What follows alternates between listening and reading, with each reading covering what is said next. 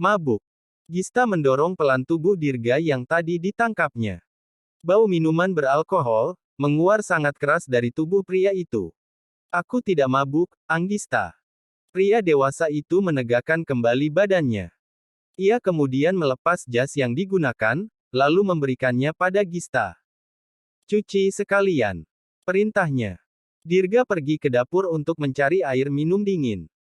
Wanita dengan pakaian minim tadi, sepertinya memasukkan sesuatu ke dalam gelas minuman Dirga. Dan ia tahu, semua itu pasti ulah teman-temannya. Untung saja pria itu cepat tanggap. Jika tidak, bisa dipastikan saat ini Dirga sudah berada di kamar hotel bersama wanita bayaran itu. Sial. Umpat Dirga saat air dingin yang diteguknya tidak mampu menghilangkan rasa panas yang mulai menyerang tubuhnya. Ada apa, Pak? Gista memberanikan diri untuk bertanya. Namun, sedetik kemudian gadis itu mengatupkan bibirnya saat melihat tatapan tajam sang atasan. Cepat selesaikan pekerjaanmu. Ucap Dirga dingin, kemudian pergi ke kamarnya. Jantung Gista tiba-tiba berdetak kencang. Dengan cepat ia memasukkan pakaian Dirga ke dalam mesin cuci.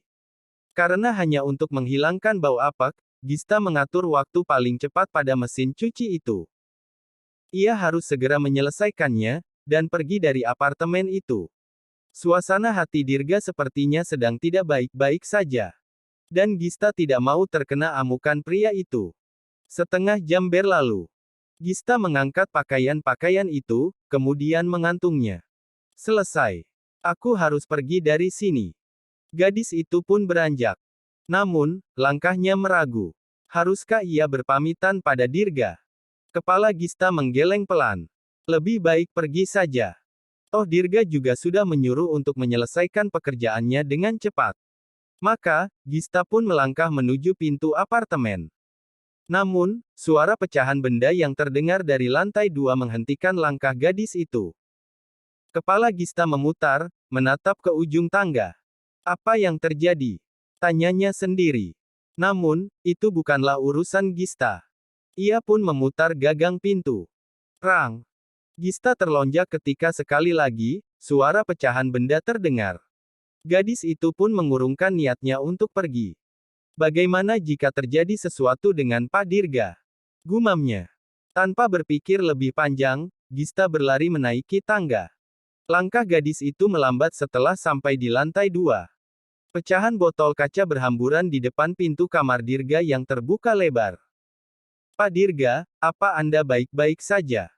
Teriak Gista. Dengan kaki berjingkat, ia melangkah mendekat ke arah kamar pria itu. Jangan mendekat, Anggista. Teriak Dirga yang sedang duduk di atas ranjang sembari memegang gelas bertangkai dengan kepala tertunduk.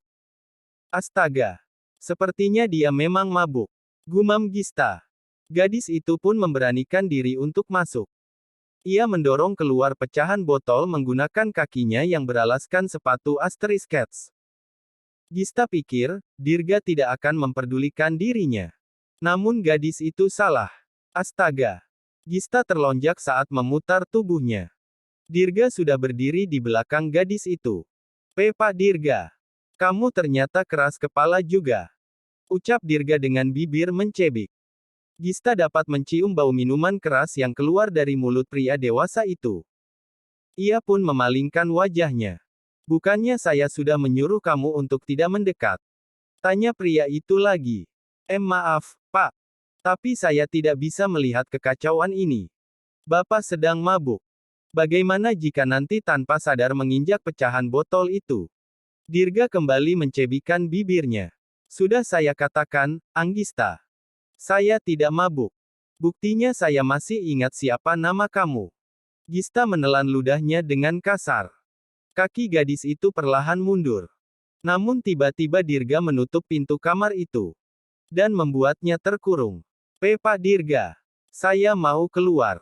Ucap Gista terbata. Mata gadis itu membola, kala tubuh Dirga begitu dekat dengannya. Bukannya kamu sendiri yang menawarkan diri? Tanya pria itu dengan tatapan sayu. Dahi Gista sedikit berkerut. Ucapan Dirga terasa ambigu. Apa mungkin, maksud pria itu adalah tentang percakapan mereka tempo hari? Bukankah Dirga menolaknya? Maksud Pak Dirga, apa? Gadis itu memberanikan diri untuk bertanya.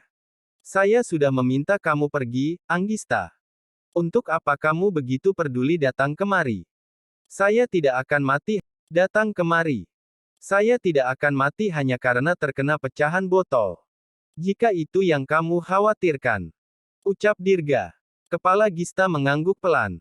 Kalau begitu, biarkan saya keluar, Pak. Gadis itu memberanikan diri mendorong tubuh sang atasan. Membuat pria itu berjarak dengannya. Namun sayang Gista tidak dapat membuka pintu kamar itu. Pak, kenapa dikunci? Tanya gadis itu mulai ketakutan. Bagaimana jika Dirga menghabisinya? Lalu membuang jasad Gista dari balkon apartemen ini.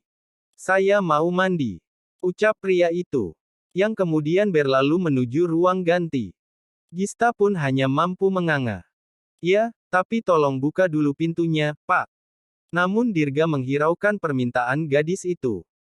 Ia dengan cepat masuk ke dalam kamar mandi, kemudian mengguyur tubuhnya di bawah keran air dingin. Efek obat yang dimasukkan ke dalam minumannya sungguh sangat besar. Dirga tidak mampu lagi menahan rasa panas yang kini menguasai tubuhnya. Sial. Aku akan memberikan perhitungan pada kalian semua. Geram Dirga pada ketiga temannya. Sementara itu, di dalam kamar Gista sibuk mencari kunci cadangan. Tidak masalah jika Dirga menganggapnya lancang. Ia harus segera keluar dari kamar itu sebelum sang atasan selesai mandi. Gista memeriksa satu persatu laci meja nakas. Namun tidak menemukan apapun. Di mana kiranya Dirga menyimpan kunci cadangan kamar ini? Baf. Gista kembali terlonjak ketika mendengar sesuatu yang jatuh di dalam ruang ganti. Rasa ingin tahu menuntun gadis itu pergi untuk melihatnya. Astaga. Pak Dirga. Ia mendapati Dirga terkapar di lantai kamar mandi. Dengan tubuh basah. Namun masih menggunakan kemeja putih dan celana bahan hitam, pakaian kerjanya. Gista berjongkok. Mencoba untuk membantu membangunkan tubuh sang atasan yang sangat berat itu. Saya tidak apa-apa, Anggista. Ucap pria itu. Apanya yang tidak apa-apa? Sudah terkapar seperti ini. Jawab Gista. Saya tidak mabuk. Iya, Pak Dirga. Bapak tidak mabuk. Hanya saja kelebihan alkohol. Sela Gista dengan cepat. Berat sekali. Gumam gadis itu saat berhasil membuat Dirga berdiri. Saya memang tidak mabuk. Tetapi saya dalam pengaruh obat perangsang, Anggista. Jelas Dirga. Gista menelan ludahnya dengan kasar.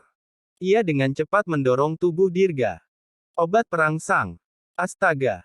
Jadi karena itu Pak Dirga bersikap aneh. Dia pasti sangat tersiksa sekarang. Meski belum pernah berpengalaman, namun Gista tahu apa pengaruh obat itu untuk orang yang meminumnya. Penampilan Dirga begitu menyedihkan. Basah kuyup seperti seekor tikus di dalam selokan. Gista yakin, pria itu berusaha keras untuk menghilangkan pengaruh obat itu dalam tubuhnya. Oh, obat perangsang. Ulang Gista. Kepala Dirga mengangguk pelan. Untuk apa Bapak minum obat itu? Saya dikerjai oleh teman-teman saya, Anggista. Dan sebaiknya sekarang kamu pergi.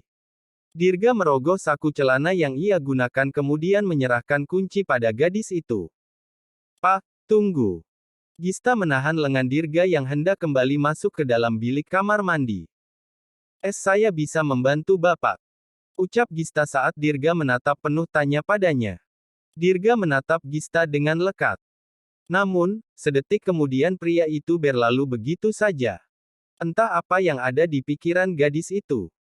Sehingga dengan berani menawarkan bantuan pada pria yang sedang dalam pengaruh obat perangsang. Pak. Gista mendahului langkah Dirga, dan berhenti di depan pria itu. Minggir, Anggista. Jangan kurang ajar kamu. Sentak Dirga. Namun Gista begitu keras kepala. Ia bergeming di tempatnya. Biarkan saya menolong Bapak. Ucap gadis itu lagi. Kali ini lebih berani. Dirga sudah begitu baik memberikan pinjaman uang senilai 150 juta tanpa perjanjian hitam di atas putih dan jaminan apapun. Sekarang, saatnya Gista membalas kebaikan pria itu. Jangan sembarang bicara, Anggista. Kamu sadar dengan apa yang kamu ucapkan? Dirga menatap gadis itu dengan nyalang. Kepala Gista mengangguk pelan. Bapak bisa menggunakan tubuh saya. Ucapnya terbata. Dirga mencebikkan bibirnya.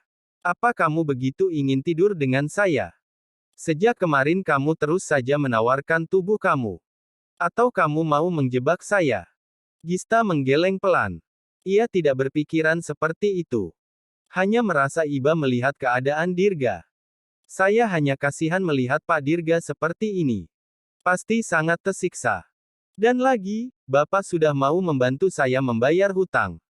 Tidak ada salahnya jika sekarang giliran saya yang menolong Bapak. Gadis itu berusaha menjelaskan dengan pelan. Kamu tahu saya kesakitan. Apa kamu sudah pernah berpengalaman dengan obat sialan ini? Cibir pria itu. Semua orang dewasa pasti tahu pengaruh obat itu, Pak. Jawab Gista dengan cepat. Dirga perlahan mendekatkan tubuhnya pada gadis itu. Yang membuat Gista mematung di tempatnya. Tetapi saya tidak mau tidur dengan gadis perawan, Anggista. Bisiknya tepat di telinga Gista, dan membuat tubuh gadis itu meremang. Dirga kemudian melangkah melewati gadis itu. Lalu menenggelamkan dirinya di dalam bak mandi. Kasihan sekali Pak Dirga. Siapa yang tega menjebak pria baik itu? Monolog batin Gista. Ia terus mengamati, sampai berapa lama sang atasan akan bertahan di dalam air seperti itu. 10 menit berlalu. Rupanya kamu keras kepala juga, Anggista. Ucap Dirga saat melihat Gista masih betah berdiri di dalam kamar mandi. Pria itu kemudian keluar dari dalam bak mandi. Gista dengan sigap memberikan jubah mandi untuk atasannya itu. Anda bisa sakit jika terus berada di dalam air, Pak. Ucap gadis itu. Pergi, Anggista. Saya tidak perlu rasa kasihan dari kamu. Dirga mengambil paksa jubah mandi dari tangan Gista. Biarkan saya membantu Pak Dirga. Ucap gadis itu sekali lagi. Sudah saya katakan, saya tidak tidur dengan gadis per. Saya sudah berpengalaman, Pak. Potong Gista dengan cepat. Tentu itu hanya dusta. Ia bahkan tidak pernah berpacaran sebelumnya. Dirga yang hendak melepaskan kancing kemejanya, dengan cepat membuang jubah mandi di tangannya. Kamu mau membodohi saya? Tanya sembari mendekat pada Gista. Gadis itu menelan ludah dengan kasar. Ia berusaha untuk tidak gemetar, agar Dirga yakin pada ucapannya. Untuk apa saya membodohi, Pak Dirga? Dengan lancang Gista melingkarkan kedua tangan pada leher pria yang lebih tinggi darinya itu. Meski jantungnya kini berdetak sangat cepat. Namun Gista tidak boleh mundur. Ia harus membantu Dirga menghilangkan pengaruh obat jahanam itu. Gista tahu, apa resiko yang akan diterima jika ia tetap nekat menyodorkan diri. Tak masalah, itu juga tidak sebanding dari kebaikan yang diberikan Dirga padanya. Anggap saja uang muka atas pinjaman yang pria itu berikan. Ternyata kamu sangat pemberani. Desis Dirga yang kemudian mengangkat tubuh Gista ke dalam gendongannya. Gadis itu memejamkan mata dengan kuat. Ia melingkarkan kedua kaki pada pinggang pria tampan itu. Gista takut terjatuh. Karena sekarang Dirga dalam pengaruh obat. Au! Gadis itu memekik ketika tubuhnya terlempar di atas ranjang empuk milik Dirga. Pria itu kemudian menarik paksa tas selempang yang membelit tubuh Gista lalu melemparnya sembarangan. Gista kembali menelan ludah dengan kasar ketika Dirga merangkak di atas tubuhnya. Kamu sudah berpengalaman? Tanya pria itu dengan suara parau dan tatapan sayu. Entah kenapa hal itu membuat Gista seolah terhipnotis. Tanpa sadar kepalanya mengangguk pelan. Saya sangat tersiksa, Anggista. Mereka sepertinya memberikan obat dosis tinggi pada minuman saya. Jelas pria itu. Wajahnya perlahan turun. Mengidu aroma tubuh Gista. Mata Gista mengerejap beberapa kali. Sungguh ia belum pernah diperlakukan seperti ini oleh seorang pria. Dan gadis itu tidak pernah membayangkan akan melakukannya dengan sang atasan. Kepulan asap rokok memenuhi sudut kamar dengan pencahayaan temaram itu. Dirga sedang duduk di atas sofa, menatap nyalang ke arah gadis yang sedang terkapar tak berdaya di atas tempat tidur miliknya. Dirga mencebikkan bibir. Ia telah ditipu oleh gadis bernama lengkap Anggista Anggraini itu. Yang mengaku telah berpengalaman di atas ranjang, namun nyatanya masih perawan. Sial. Entah berapa kali sudah umpatan kasar itu terucap dari bibir Dirga. Ingatan pria berstatus duda itu kembali pada beberapa saat lalu, ketika ia dan Gista berbagi peluh bersama. Kamu masih gadis? Tanya Dirga saat hendak menyatukan inti tubuh mereka, setelah melakukan serangkaian pemanasan. Dan keduanya telah terbakar oleh api asmara. Namun pria itu kesusahan. Tidak seperti bersama dengan mantan istrinya dulu yang sudah berpengalaman. Ia yakin jika Gista belum pernah melakukan hubungan badan sebelumnya. Kepala Gista menggeleng pelan. Namun Dirga tidak percaya begitu saja. Ia lebih percaya dengan apa yang dirasakan oleh inti tubuhnya di bawah sana. Jangan berbohong lagi, Anggista. Dirga hendak melepaskan pertautan mereka. Namun kedua tangan Gista menekan bokong pria itu dengan keras. Mata Dirga membola sempurna. Bersamaan dengan gadis itu yang memekik kencang. Sial. Dirga telah melanggar prinsipnya untuk tidak berhubungan badan dengan seorang perawan. Malam ini, untuk pertama kali dalam hidup, pria itu melakukannya dengan Gista. Engheh. Lenguhan dari bibir Gista menyadarkan lamunan Dirga. Pria itu kemudian mematikan rokok di dalam asbak yang berada di atas meja. Ia berdiri, mengikat tali jubah mandi pada pinggangnya. Kemudian berjalan menuju ranjang. Berani sekali kamu menipu saya, Anggista. Ucapnya penuh amarah. Meski dalam pengaruh obat perangsang, namun Dirga masih sadar sepenuhnya.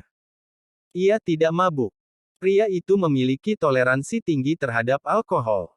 Hanya hormon testosteron nya yang meningkat.